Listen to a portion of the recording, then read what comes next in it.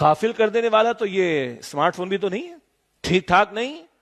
اور ایک بڑی اچھی اصطلاح ایک صاحب نے استعمال کی، مجھے پسند آئی، کا ڈیجیٹل فاسٹنگ.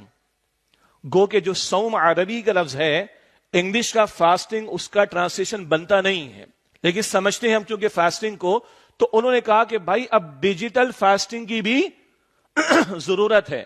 اچھے بھلے ایک ریاستی ادارے میں، اور انہوں نے جن صاحب کو بتایا، انہوں نے ڈائریکٹلی مجھے بتایا کہ میں نے 30 دن میں سے 10 دن موبائل فون، اسمارٹ فون بند کرنا شروع کر دیا، میری زندگی میں تبدیلیاں آنا شروع ہو گئی.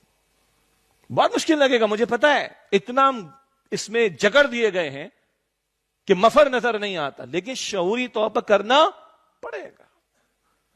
ہم سب کو معلوم ہے، اس کی کوئی مثالیں مجھے زیادہ، ہم اپنے آپ سے پوچھیں نا.